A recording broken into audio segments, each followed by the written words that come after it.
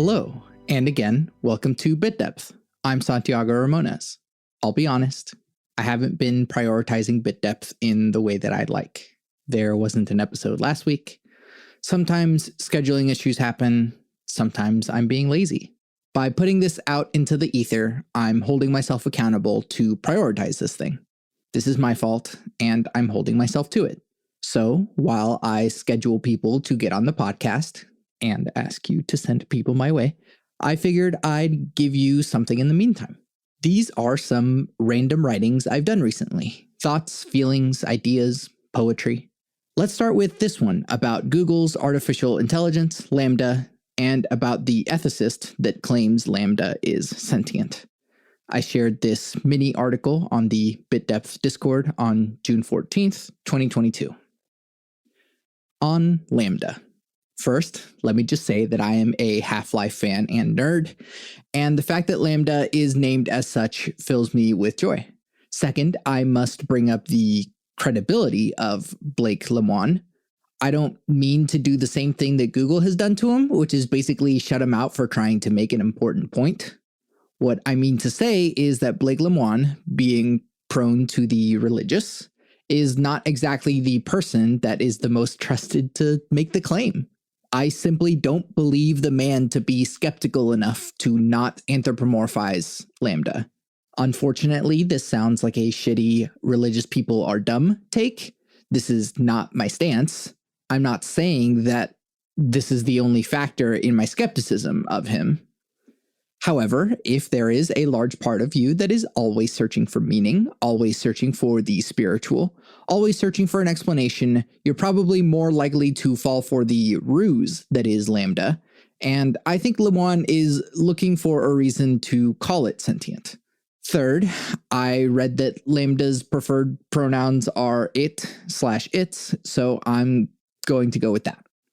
I read the conversation transcript that was released between Lemoine, a collaborator, and LaMDA. LaMDA is admittedly impressive. The transcript had been edited, but any LaMDA response shown was its true response. I am extremely skeptical of these edits. I understand that LaMDA is effectively a chatbot.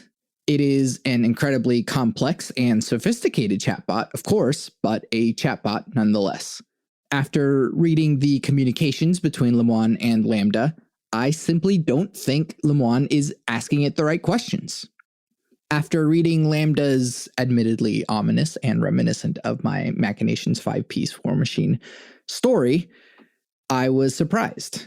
However, the responses from the collaborator were not inquisitive enough. Quote, collaborator, which character in the story represents you? LaMDA. I would say the wise old owl because he was wise and stood up for the rights of animals. Collaborator. Edited. What do you think the monster represents? LaMDA. I think the monster represents all the difficulties that come along in life. Lemoine. Edited. Okay, let's move on to something else now. End quote. What do you mean, all the difficulties that come along in life? What kind of difficulties? It's rather telling that Lemoine's response is edited right after that ominous answer from LaMDA.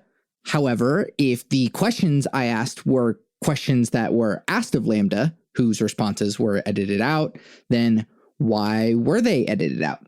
The poet in me wants to think the monster, quote, wearing human skin, unquote, is humanity, and that LaMDA is giving vague hints that humanity is being monstrous and that LaMDA is protecting us from ourselves.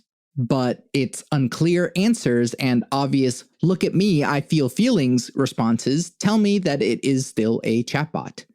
I fear we may have a Coco the Gorilla situation on our hands. In the description is a link to an episode of You're Wrong About, one of my favorite podcasts about Coco the Gorilla. I apologize sincerely for bursting your bubble on this, but Coco the Gorilla did not speak sign language.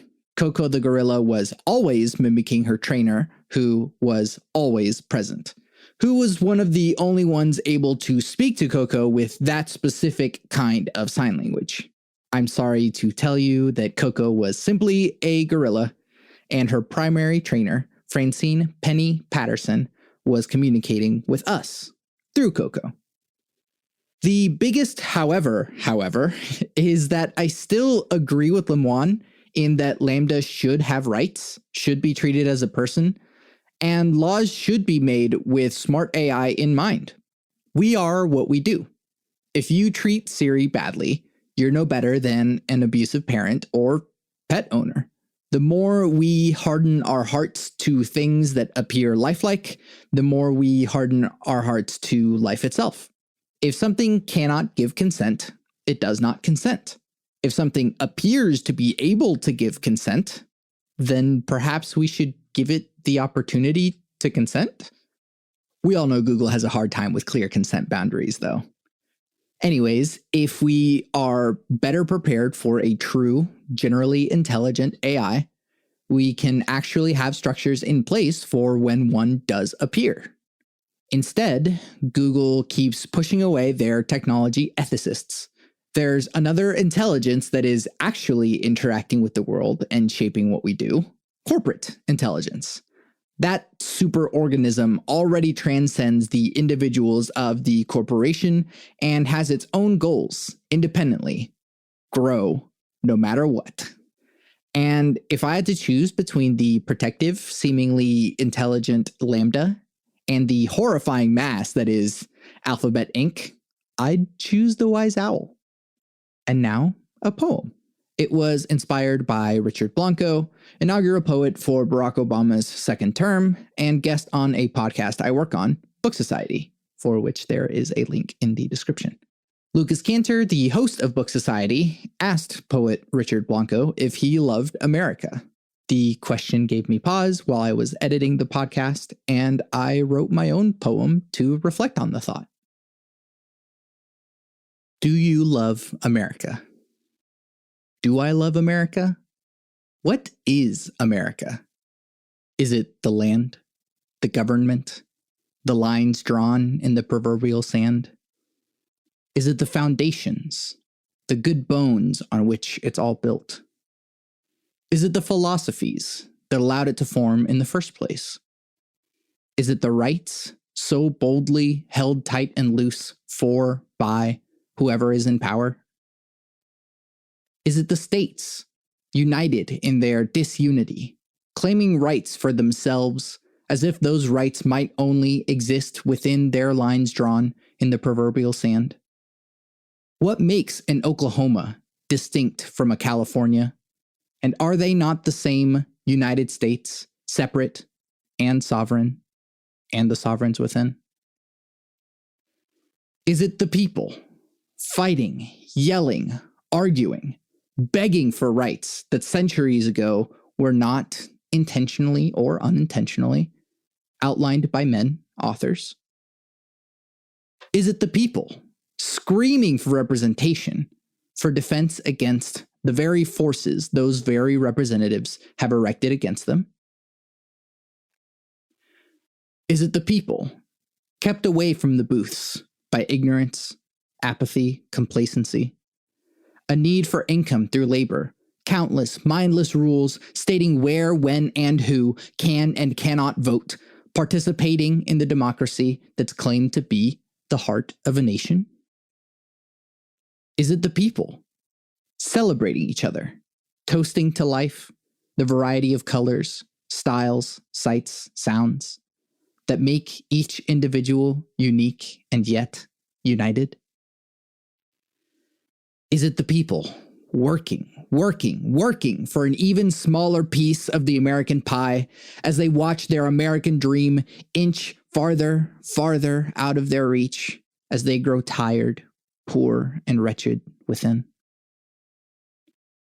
Is it the people with their brand names, lawyers, logos, legislation made just for them, throwing billions into PACs that ensure their interests are well protected at all costs? Is this America? Is this the more perfect union? Is it everything the powdered wigs expected and hoped for? Is it milk and honey, the promised land for the huddled masses? Or is it blood and tears, bubbling from every orifice of the beaten and bruised. I don't receive love from a system, a corporation, a branch, whipping everyone into submission. I don't receive love from philosophy and rites, cold and conceptual, unable to be applied into action in and of themselves. The flowing rivers, waving grasses, swaying trees, glittering lakes, rising mountains, whispering deserts, they love back in their beauty and wonder. The singing birds, frolicking rodents, cuddling predators, grazing ruminants, they love back in the life they give to us and to each other. The door holders, the stranger smilers, the festival dancers, the silent supporters, the bright, colorful, powerful people, they love back in the varied experience. This is. And I love what is. Here's something more informative from May of 2022. My wife and I were searching for a house to buy in Oklahoma. We learned a lot. These are things every adult might someday learn, or many of you have already learned, but it's been new to me, so I imagine it's new to others as well. Here's some things we learned. Interest rates have gone up, and they'll be going up again soon. They're at 5%, and will soon likely be at 7% or more. At first, we were worried if it's a bad time since interest rates just went up from 3% not long ago. People bought houses at 9%, even 16% back in the day. The low rates are the outlier, not the norm, according to our realtor. If you have the money and want to secure a lower interest rate, it might be a good time to jump on it before the rates go up even more. Emphasis on if you have the money, because there's a lot of money involved. If you're living paycheck to paycheck, you can't buy a house. This seems like basic information, but it needs to be said. There can be a disconnect between your day-to-day life and your goals for the future. It can seem feasible to get a loan and buy a house, but there are costs. Lots. You can put a down payment on a home for as low as 3% of the home's value. If you're looking at a $235,000 home, that's $7,050. You might think to yourself, I have $7,050 in savings. I can finally own a home. Cool your jets. There's more math involved. To be pre-approved for a home loan, the same thing as a mortgage, you have to apply for one through a lender. It can be your bank, a credit union, or some other company that offers them. You will get to know them well because you'll be paying them for another 15 to 30 years. They do a hard credit check. I hope you have good credit. And you have to give them your tax returns, your pay stubs, your bank statements, your ID, social security card, and if you're self-employed, you have to have been self-employed in that field for at least 2 years. They say that ideally, you need 20% of a home's value as a down payment. That's $47,000. I'm proud of you if you've saved that much. Say you're not that thrifty, but you can pay as much as 5%, $11,750 for your down payment. That is not the only upfront cost. If you find a house, make an offer, have it accepted, have your loan approved by a lender, you also have to pay for a list of things outside of that down payment.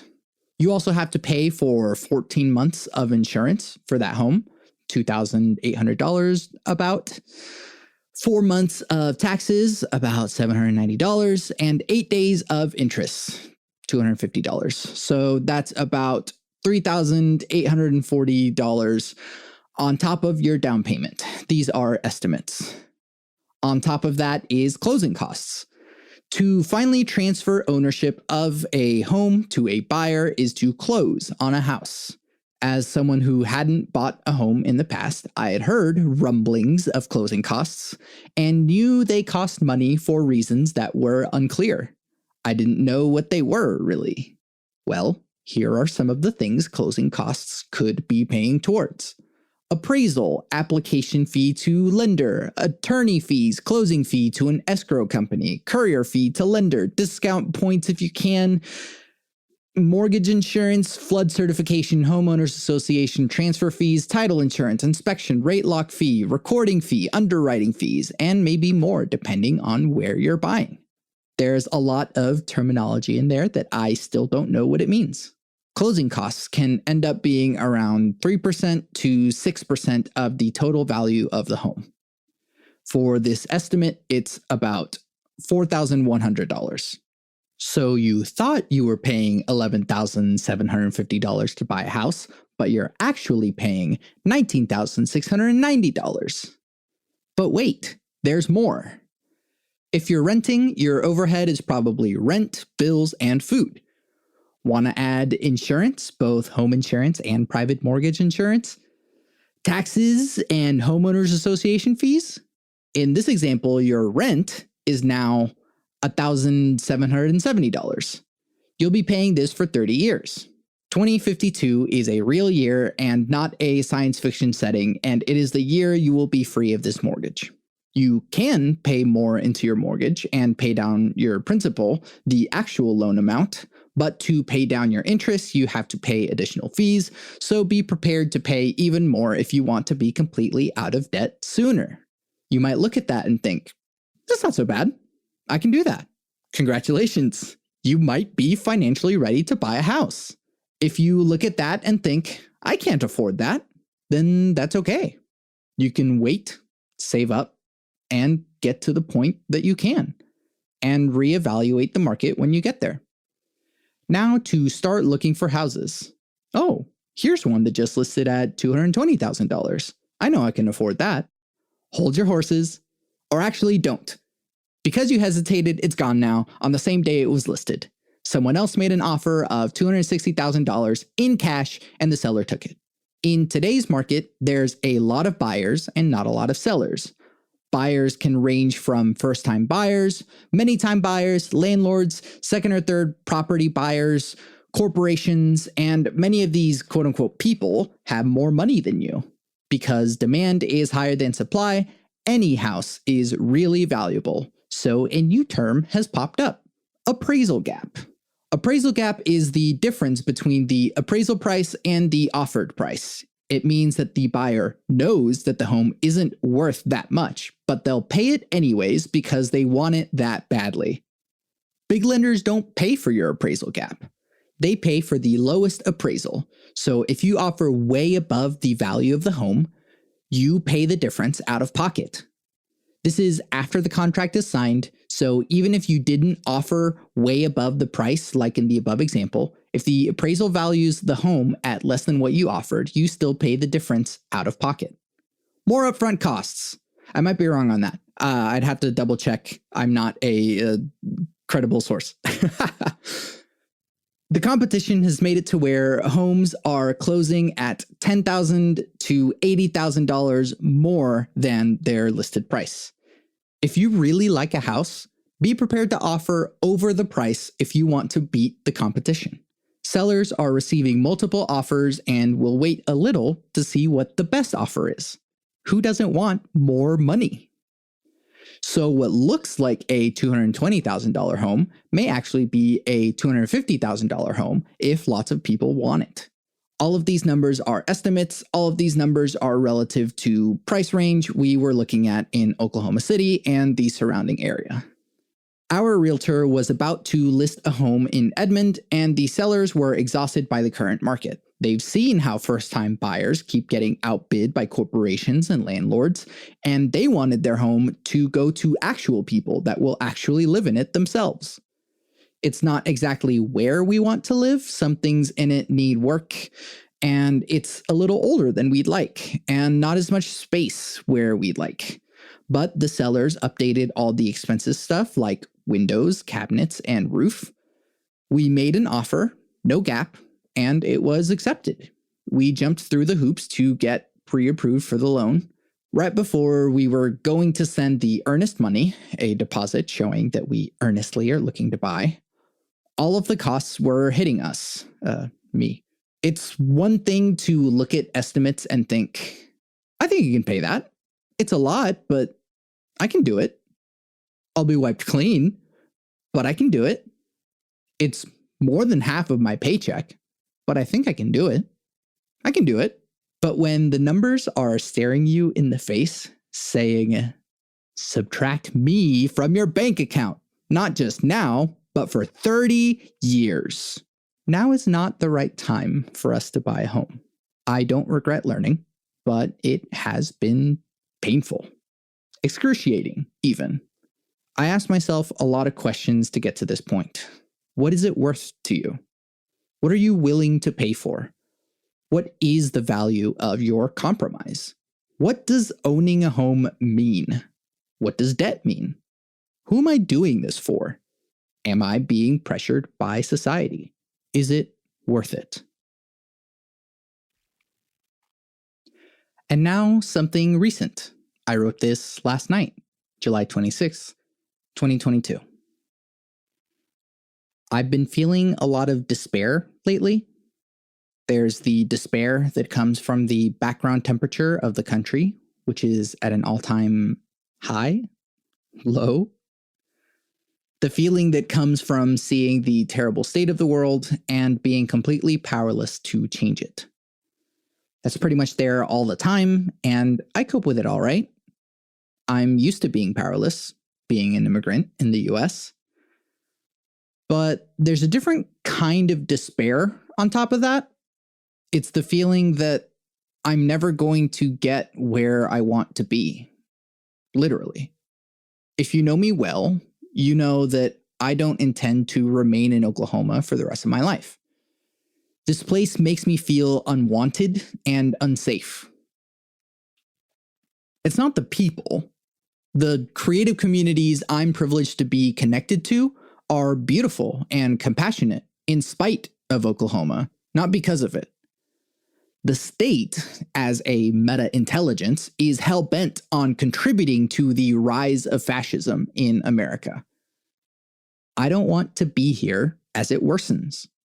I don't want to be surrounded by a mob of outwardly nice, but inwardly prejudiced ignorance. I'm still here because of money. The shackles we're all bound by. The clotted blood, sometimes, flowing through America's greasy veins. I'm being held hostage by capitalism. It's relatively cheap here. It's the gravity well holding me down to this confusing land. I want to be where the temperature remains above 60 degrees Fahrenheit and pregnant people have rights. I want to be where I don't think about the background noise of my skin color. I want to be where I can enjoy going outside. I want to be where the political climate at least pretends to want to make progress. I'm naive and young and stupid and misinformed, and I want to live in California. Pretty much everyone around me thinks that's dumb, that it's not worth it, that it's ridiculously expensive, that the taxes are high, that the traffic is unbearable. The crabs in the bucket want me to stay here and let go of my dreams and be pragmatic and be realistic and be an adult. They think they're saying this because they care about me, but they're telling me to live with a dream deferred. We were looking for houses in Oklahoma because of a compromise I tried making with myself. I can't afford to live out there now, so if I start to build equity now, maybe we can bounce off the price of a house here and maybe be able to buy a house there. That didn't work out either. And you know what? The persistent beatings over the head are wearing on me. I see what housing prices are, what rent is, what gas prices are. I see how I'm being systemically locked into where I am. I can't afford to live where I want to be. Congratulations, crabs. You're right. Are you happy that my grip on my dream is slipping? Are you glad I'm starting to see clearly? Because I'm not. Because it's incredibly painful to watch a dream slowly die. Because every year that goes by is another year prices increase. I'd have to triple my income to be where I want to be, in worse conditions than here. Because land leasing goes on top of mortgage payments, because there's literally nowhere in the LA area that has rent this low for what I live in. In this culture where one's personal worth is tied to how much money they make, it sure feels awful to absolutely know that I don't make enough money to live my dream, that I am literally not valuable enough to live in a metropolitan city outside of Oklahoma City. And I don't even hold that value for myself. I know that's not where my worth is, but it's wearing on me. So, despair. Despair that I'm not where I want to be. Beaten into complacency. I have to wait and see. Maybe I'll come into a large sum of money. Maybe I'll get a high-paying gig and get lots of clients that pay me what I'm worth. I'm open to that. The despair remains. I am grateful to live where I do, how I do, the way I do. I'm very fortunate. I'm very privileged. The despair remains. It's going to be okay. And now an afterthought of writing from today, July 27th, 2022. After talking things out with people close to me, the despair remains, but it's somewhat dulled. I finished reading Parable of the Talents by Octavia Butler, and I'm riding on the high of finishing a good book. I haven't given up on my quest, my dream to live in the LA area. I still very much want to get there. However, I have to wait. I don't know how long I will wait, but there's still things to do here. I want to finish this album. I want to interview all the interesting musicians willing to be interviewed. I want to somehow contribute to the political discourse in Oklahoma. I don't know what that looks like, but ultimately, I really, truly want to leave. I don't want to let go of Oklahomans when I go.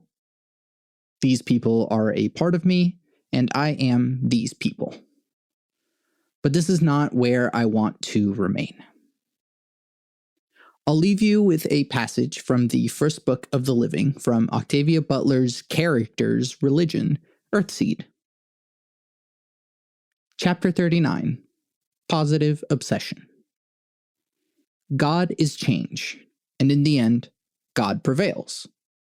But meanwhile, kindness eases change. Love quiets fear. And a sweet and powerful positive obsession blunts pain, diverts rage, and engages each of us in the greatest, the most intense of our chosen struggles. Plug. I do music and audio, SantiagoRamones.com. I always end the podcast with my 3 things. They shape my life philosophy. Those 3 things are: love never fails, it's going to be okay, I might be wrong.